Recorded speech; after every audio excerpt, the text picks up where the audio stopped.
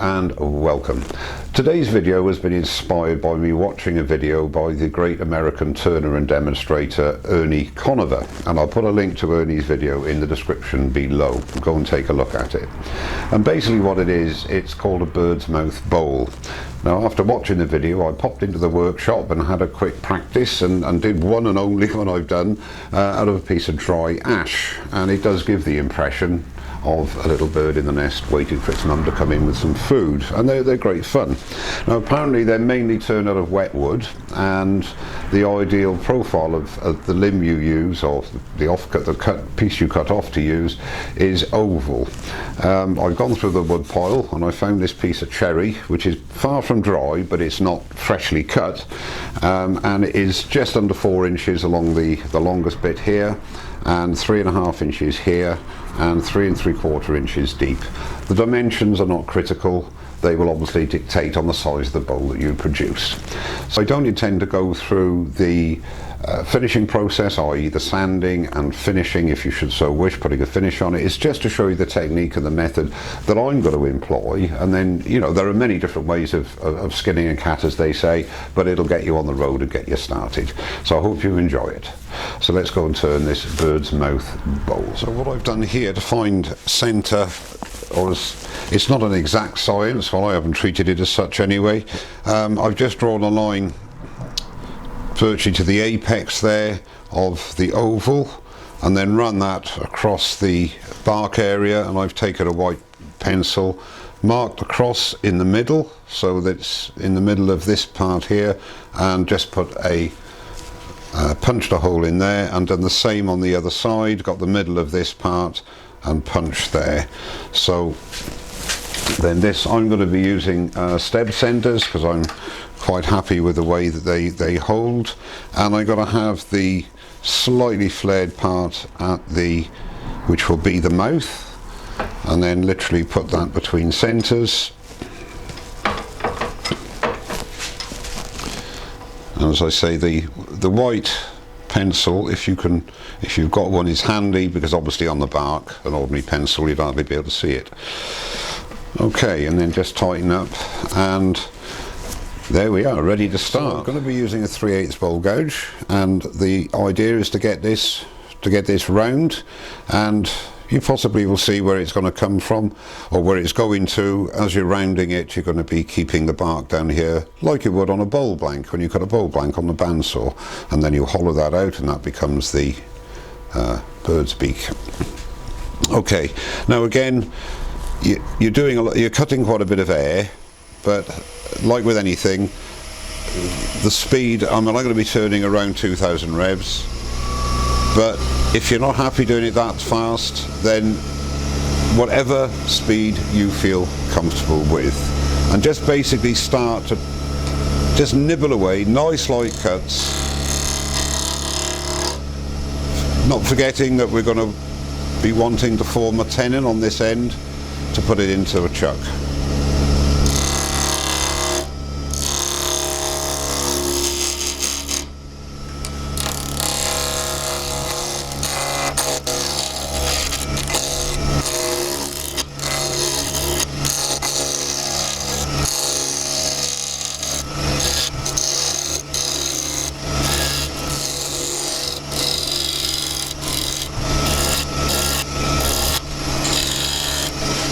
And keep stopping and checking, seeing where you get into.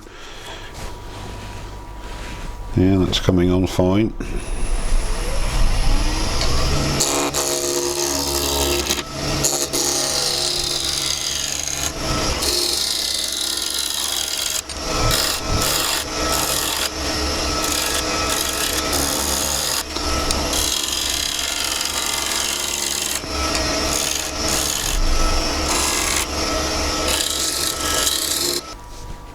You just got to work on that little transition there a little bit, fairly even.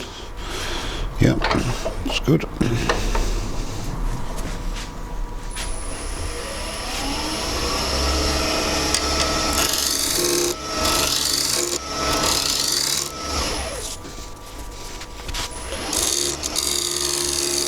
Okay, so now I'm going to just form the tenon at the base, and then that'll give me all my parameters for the depth of the bowl as well. So we want to get down to solid wood.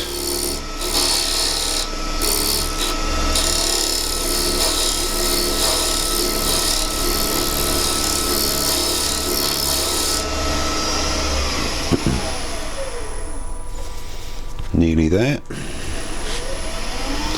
Get rid of this excess. So really now it's just a case of doing the profile as I require.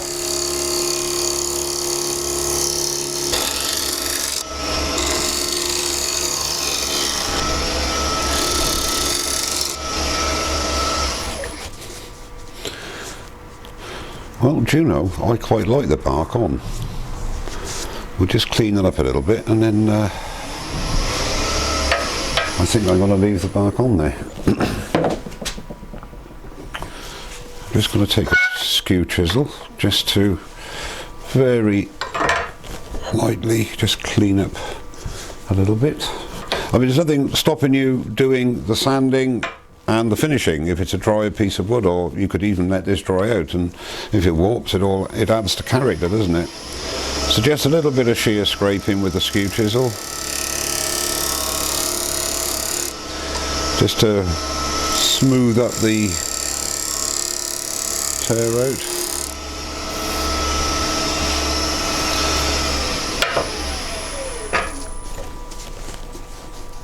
Yeah, that's not too bad. But as I say, we're not really after finish here, we're after the technique.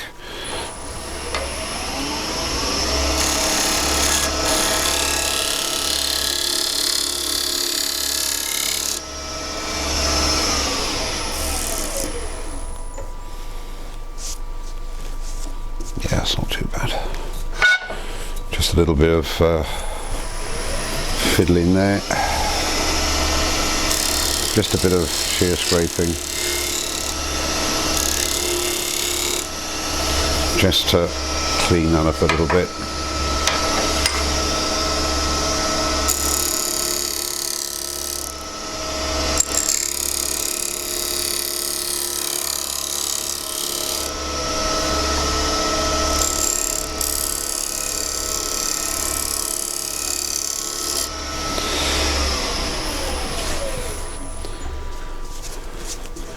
Yeah, that's good enough. I quite like that.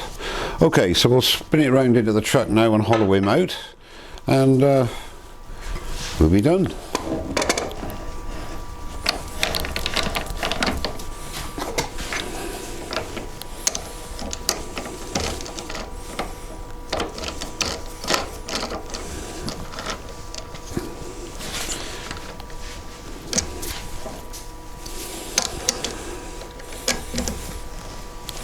One thing to remember is when you're turning wet wood, shouldn't be a problem with this project because it's going to be quite a quick project, but if you're turning wet wood, always check your tightness of your jaws onto the tenon, because the wood is wet, the pressure will compress the tenon, so it work itself loose.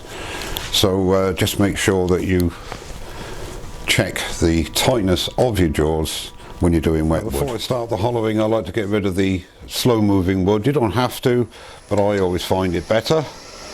So just with the skew chisel, I'm just making a little indent there for a guide for the drill bit, and feed it in on the horizontal.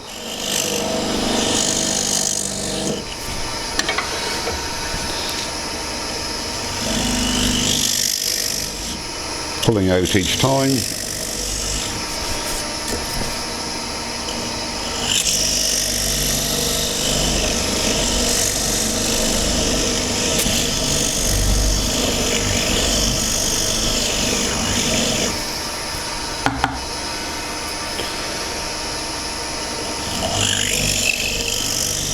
There you go.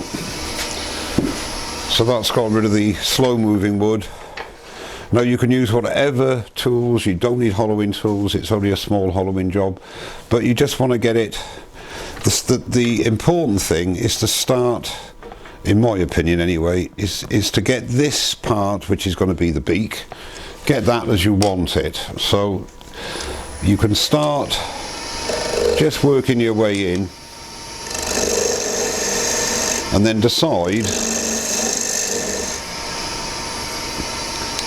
what shape you want. But nice light cuts with a sharp tool, because don't forget, you don't want the bark to come off. If it does, it's not a great problem, but it just looks a bit better, I think. And be mindful, obviously, of the width of your rim of your beak.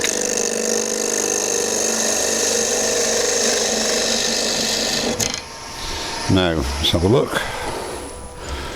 Yeah, it's coming on quite well. Maybe just a little bit narrower.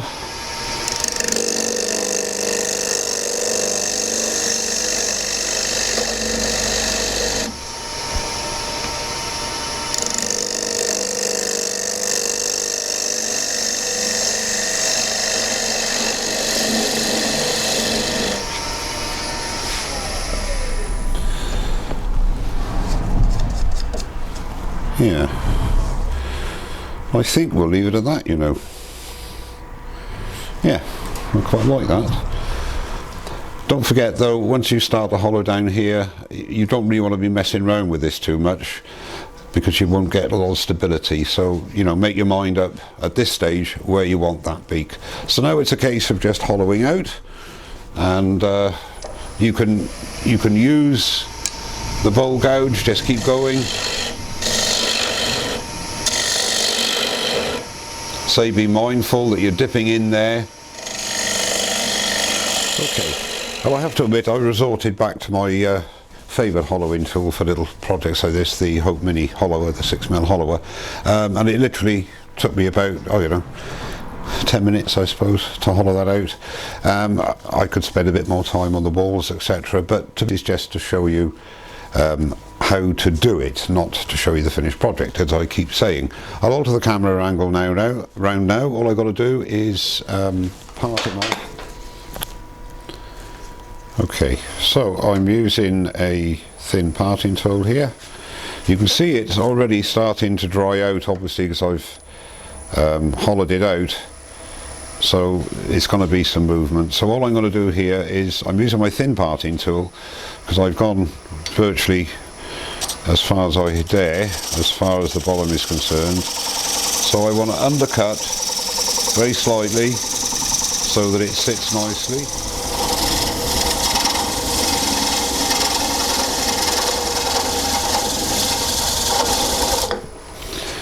There you go.